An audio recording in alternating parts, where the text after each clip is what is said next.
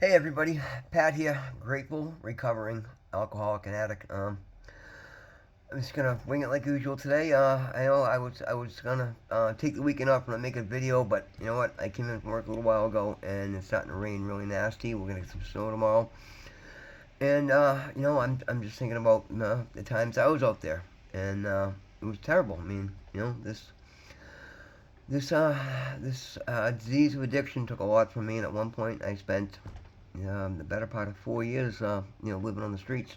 And yeah, I mean, it's brutal. I can't believe that I, survived it. I can't believe I went through it. But God got me through it, like He has everything else, and I've come out better for it.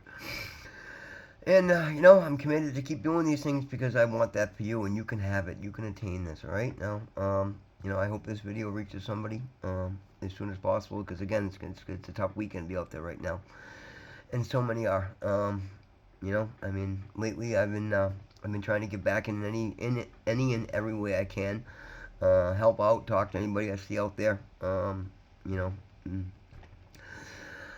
it's not it's tough. I feel for it, man. It's really it's just tugging at me today because like I said, I've been there. It was brutal. I don't know how I survived it. There were nights and I thought I was gonna freeze to death.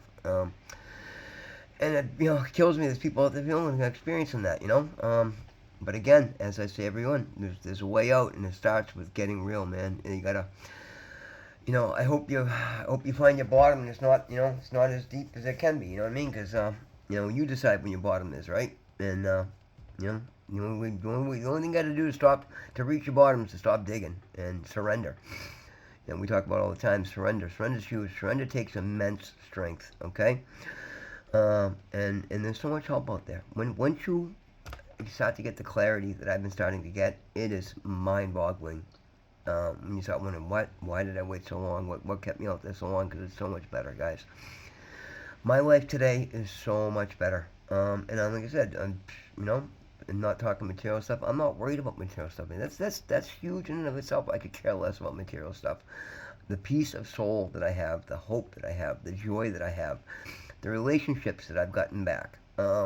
Is in this short period of time. It's amazing the support that I'm getting from friends and family and loved ones. It's amazing, and that's the thing, guys. You gotta understand. No matter how bad you think your family's fractured, unless of course they're the ones who put you out there. You only if your family's toxic or not. I grew up in a very toxic environment, but my brothers and sisters, cousins, whatnot, are fantastic. They're such great people, and I cut them out of my life for so long. I was thinking about this morning. I got nieces and nephews that I really have met like you know 2 3 times, and that's a shame because they're growing up now and they're great kids from what I can understand. And I wish I had a better relationship with them. I missed out on one of my nephews. Pretty much his whole life growing up. It's terrible, and I feel so ashamed for that. I'm sorry for that. I've given up, fear and shame. So, I've forgiven myself. And again, we talk about that. You got to forgive, and there you go. But you know what? You're always going to harp back on it. But understand this. No matter how bad you think your family relationship is, like I said, unless they're the ones who put you out there, and then you don't ever have to get back with anybody you don't want to. Only if it's right or not. But the ones that you do, the ones that you think when they talk to you again, you will be amazed at how quickly they want you back when they see you're doing the right thing and you're getting healthy and you're not putting yourself or anybody else in danger. They love you. Family can be repaired. As a matter of fact, I was talking to my sister earlier. We were talking about one of the videos I made, and she brought up a great point. She's like, it's great to let people know relationships can be repaired. Everything can be repaired. Nothing is so broken that it cannot be repaired so long as you're still breathing, they're still breathing. And even if they're not, you can still get forgiveness. You can still talk to them in your prayers. So, again, for me, it has been prayer. Prayer has been the difference. Yeah, it is so incredibly powerful. And, I believe there's a right way and a wrong way to pray. And finding that has been enormous because any prayer is good prayer. All right, don't get me wrong. Pray the best way but do it the best way. Don't fool yourself. Don't bullshit because you can't bullshit yourself and you can't bullshit God. But if you're being heartfelt, it will be received. If you get yourself in alignment with His plan for you, it will be received and restored. I mean, amazingly restored, guys. I'm telling you, the things that are happening so quickly in my life, and I mean, I've gone all in on faith. It's just, it's literally, I used to hear prayer, meditation. It's like these keywords that people throw around, but man, I'm talking from the heart. Okay, I thought meditation was never something I could get into because the few times I tried it, I couldn't shut down my own mind from overpowering it. But now I've learned to quiet my mind because again, I've prayed on it. I've just been listening to signs and doing the work. And as you do the work, things change, man, drastically. I'm honestly not the same person that I was in active addiction, and everybody says that, but I'm telling you, I am not the same person. Like 100%. Like I've been given a clarity. I've been able to keep the things I learned in there, which is fantastic because they're powerful tools, man. They're really powerful tools that motivate me and give me a lot of strength, resilience, wisdom, street smarts, ability to overcome. And that's the thing, guys. And one thing you guys have, if you're still out there in active addiction, you're still breathing, you have the ability to overcome, right? But unfortunately, we do it for, well, survival, right? And that's the thing. We're all in active addiction. We live in survival. There is so much more to life. Um, you know, I at times thought I'd lost my faith, all right? And clearly I did not because I stood in survival mode for 40 years. Still trying to bring a little joy and happiness here and there where I could. But anybody willing to walk through survival mode as long as we have is is a faithful person. It's just that simple, man. So stop denying it or think you don't have it. You have so much more strength than you think, so much more knowledge than you think, so much more desire, so much more hope, right? So much more faith. And you find that by talking to God. And I don't care what you call it, universe, spirit, higher power, regardless, it's the same thing, okay? But just get real about it and mean it and give yourself a chance. Like, this so much better, guys. It's, oh, I wish I had better words to explain it. Just, I can only say it as joy, happiness, faith, ability to see the beauty around me, the ability to actually start counting my blessings and understand that there are many. I mean, so many. And again, very early on, don't care about how many days, but it's double digits, nowhere near triple digits, by not even halfway to triple digits, right? I'm early. But I'm being restored in ways that I could have never thought possible. Never thought possible. And yeah, so ego and self-will are things that are hard to give up because that's literally all we know. It's how we operate. It's how we've lived our whole lives, and we think it's good and important. And in some ways, it is absolutely.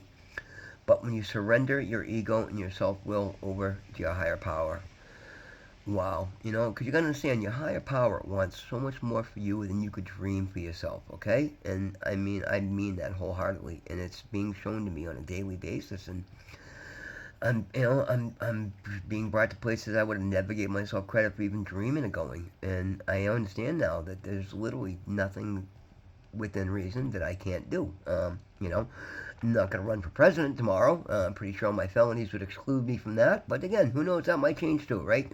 Not that I have any desire to get into politics, please. I'd rather go back to addiction. No, that's not true. Nothing will make me want to go back to addiction. But I have no desire to be president, okay? Um, or nor talk politics with you guys. Anyway, just yeah, man, understand that you're worth it, right?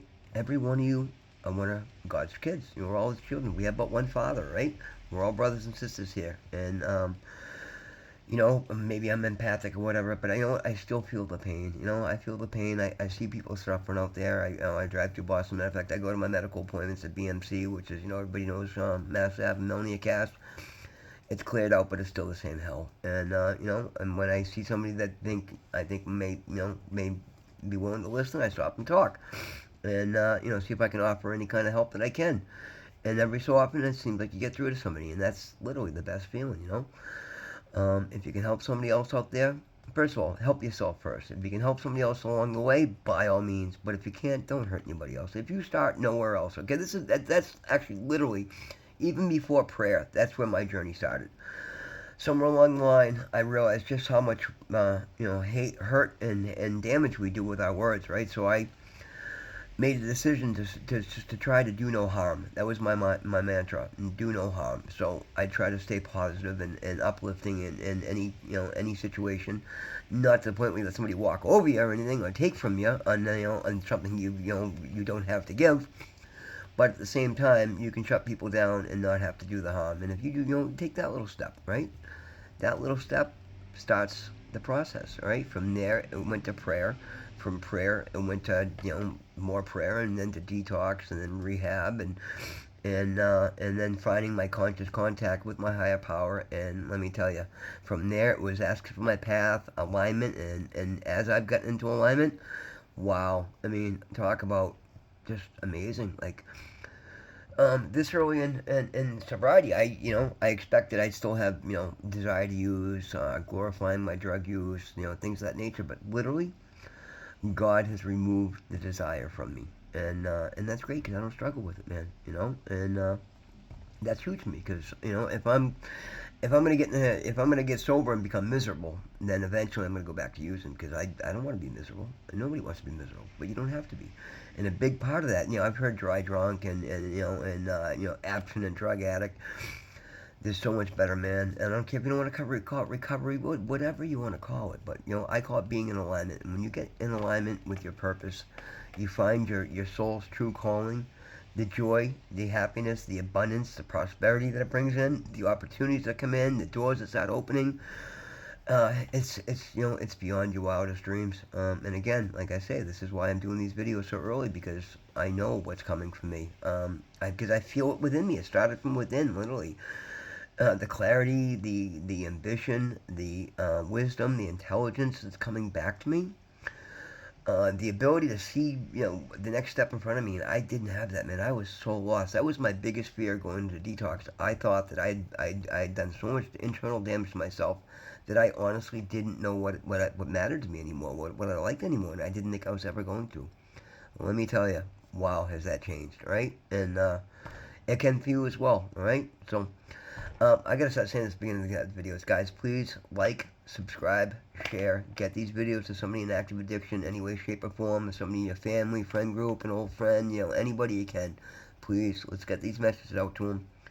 It's a hell of a shitty time to be out there right now. People are dying.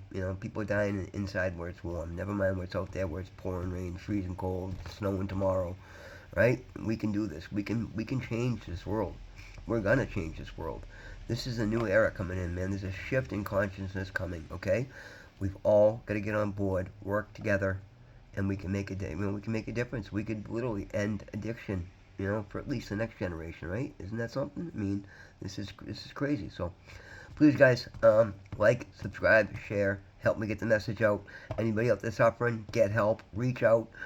If you can't and you get access to this video, you can drop me a comment and let me know where you're at and how to find you, and I'll get somebody out there to find you. We'll get something for you, all right? I promise you that. That's my life's mission at this point, all right, guys? Thank you for listening. I appreciate you all. God loves you. I love you. If nobody else has told you that today, I have. I love you. You are worth it. You can do this. Talk to God. Thank you, guys.